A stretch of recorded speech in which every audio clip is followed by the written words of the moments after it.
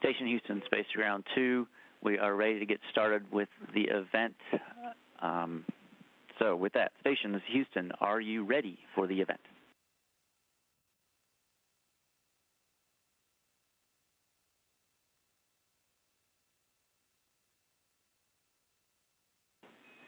Please check the microphone. We did not hear that.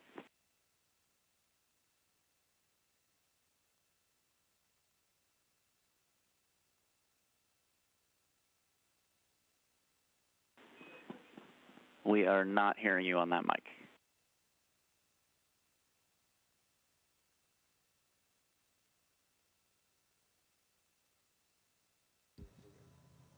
Houston, this is Station. How do you hear?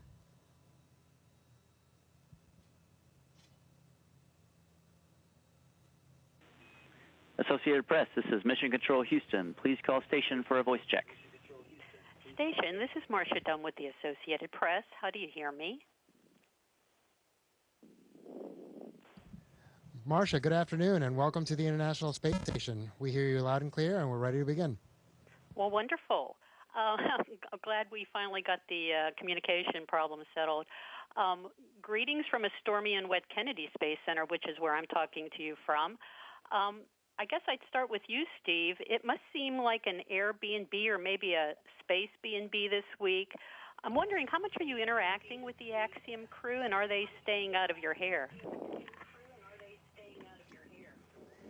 No, they're actually, we've integrated them pretty well into the crew, and they're very busy behind us doing a lot of work, which they brought with them, which we, they stepped right in and they stepped right up. So it is kind of crowded at times. We do have some passageway issues, and we're managing. It works out pretty well. Really enjoying the company, actually. Woody, let me ask you, what do you see as the value of private crews in your mind? You know, it'll still be a long time before the non-wealthy get to experience this, but what's the value that you see? Yeah, that's a great question. I truly believe that there's no cooler time than right now to be involved in space exploration. It's just such an exciting time. And I think what we're seeing is a real economy growing in low Earth orbit. You're seeing like billions of dollars industry in satellites and also human spaceflight in low Earth orbit. And it's just a really exciting time to see all that development. And so I think part of that is definitely seeing these private crews more and more flying, and one of the things that's going to allow NASA to do is focus on our mission, which is exploration and pushing further into the solar system. And so with that, we're going to embark on the Artemis missions, go back to the moon, and set up a proving ground there to ultimately get to Mars. Frank, if I could ask you a few questions. You know, when you launched last fall, you had no idea that your Soyuz was going to become disabled and you'd be up there for a whole calendar year. How hard was it to get used to the idea of being up there so long, and how are you coping? Hey, Marcia, you know, you're right. I had no idea. And on a personal level, it was pretty tough just because I was missing my family and I knew I was going to miss some pretty big milestones for my kids especially. On a professional level, it was actually not bad at all. There's a great team on the ground that supports us. I had a great crew as my first increment crew, and then I get to work with these guys and other crewmates as part of my second crew. And so in a way, it was kind of a blessing because I get to fly with a lot more people. And up here, honestly, it's although we have hiccups here and there, things are just incredibly smooth just because we do have a ground team that plans the heck out of our days and our weeks and our months. They stay ahead of the needs of the station, and they really allow us to focus on our work and enjoy our work up here. Well, what are a few of the milestones that you've missed, and how are you going to make up for that? Well, yeah, you can't really make up for those, right? You know, but birthdays, anniversaries, graduation. Yeah, my son's going to head off to college this year. My oldest daughter is finishing up her first year of college. But, you know, we don't really expect to make those up per se. We've tried really hard to stay in touch with one another. I've kind of been just try to be disciplined about staying involved in their lives as much as possible. And obviously, my wife, my kids, they've been troopers, and they've really handled it incredibly well.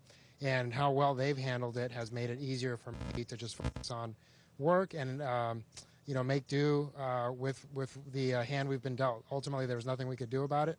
NASA and Roscosmos did an amazing job of supporting us and making sure that we did the safest thing possible. And we know that ultimately there's a reason that all of this happened. We don't know what that reason is, but we know that there'll be some good that comes of it. And what are you missing? You must be craving something up there besides your children and your wife. What do you really miss about Earth?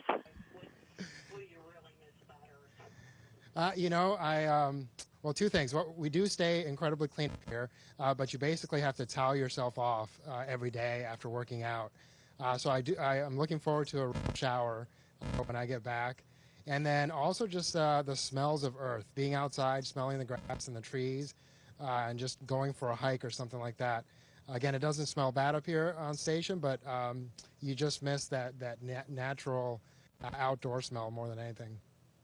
And any qualms about coming back to Earth in your new Soyuz? You feel comfortable with that? So far, so good with it.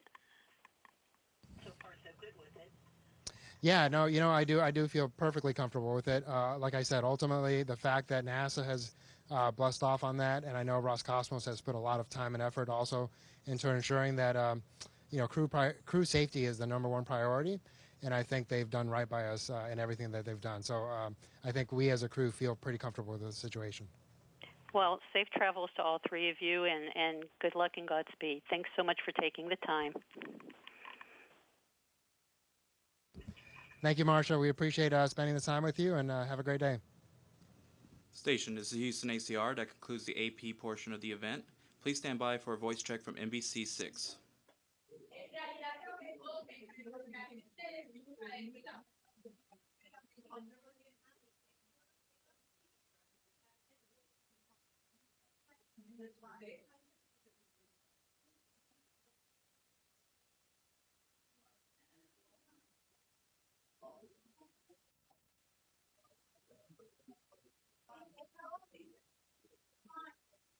I can't hear them.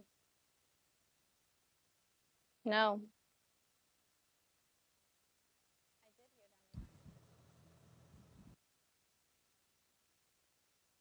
Hey, Chelsea, this is the crew from station. How do you hear? Hi, I can hear you. How do you hear me? Hey, Chelsea, we have you loud and clear, and welcome to the International Space Station. This meeting is being recorded. Hi, guys. I just wanted to kind of talk and get to know you a little bit and kind of your experiences that you're dealing with there on the space station. So what are some of the skills that you've been able to achieve while being up there?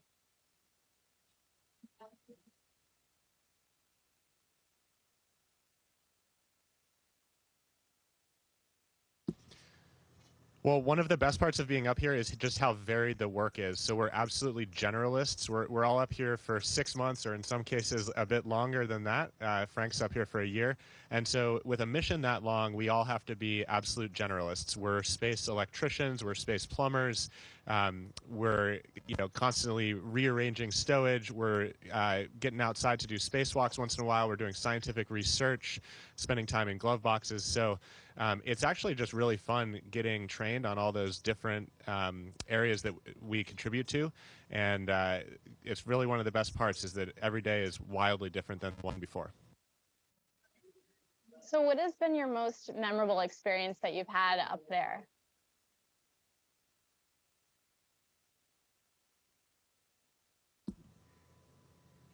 Actually, so this is my fourth flight into space, and so all my previous flights were very short. So having the opportunity to spend a long time and really get to live on board station has been really, really very exciting for me. And that, that is, I'm glad I'm enjoying it. I've got an incredible crew to share it with, and I think that's really the best part of this whole experience so far. So what do any of you do to prep to go up for a mission? What are some of the things you do to get ready? Hey, Chelsea. Yeah, we spent almost 2 years preparing for our mission once we're assigned to that mission.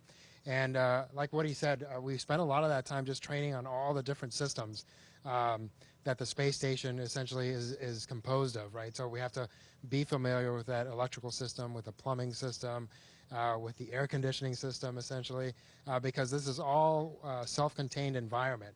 And so when something breaks, we have to fix it. And so we spent a lot of time training on how the system works and then how to fix it. We also spent a lot of time in the neutral buoyancy lab training on our spacewalks, because that's probably one of the most challenging things we do. And so we spend hours and hours in there, days and days, just doing it over and over so that we're comfortable.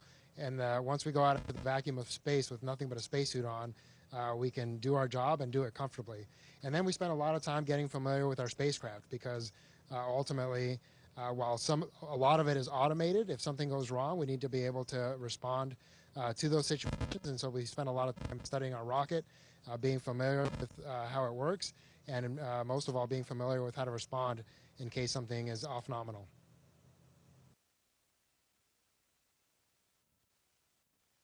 So since we only have a few more minutes here, I kind of want to do maybe a fun question to get to know you guys a little bit.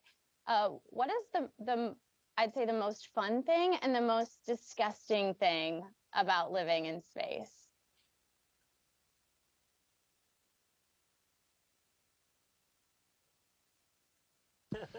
All right, well, I'll give you the second half. Many people are surprised to learn that we actually drink our own, drink a recycled version of our own urine. So the water reclamation system up here, when we urinate, the urine goes through a system of filters and a reverse osmosis process, and ultimately gets recycled into clean drinking water with over 90% efficiency. It actually tastes absolutely delicious. We love sustainability. If we can, maybe a question directly to Frank, since you are a hometown hero here for Miami. What is some advice that you have for somebody that might want to become an astronaut? Hey, Chelsea. Well, thanks for those words. It's an honor to represent Miami, our community, and really our entire nation up here as a crew. And so I think really the key is to just find something that you love, that you have a passion for, and do your best at that, right? And always, I think learning how to become a lifelong learner is really important, because like we said, we spend a lot of time studying and learning new things. When I first showed up to NASA, I had no idea what aerospace engineering even really meant, right? But learning all about orbits and what it's like to fly to space and all the math associated with that was really a lot of fun. So I think learning how to grow every day and how to get better at something and just challenge yourself to continue to get better is really one of the keys. And I think the other big key, and probably the most important key, is how to become a good player, because nothing that we do up here is an individual. We work as a team, as a crew.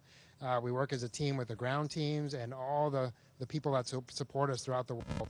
And so just learning how to be a functional part of a team member that helps others get better and takes support from others is really also super important for being in this job. Well, thank you so much for your time, and good luck up there with everything you guys are accomplishing. Well, thanks so much, Chelsea. Take care, and I hope it's a beautiful day down in Miami. Station, this is Houston ACR. That concludes our event. Thank you to all the participants with the Associated Press and NBC 6 South Florida. Station, we are now resuming operational audio communications.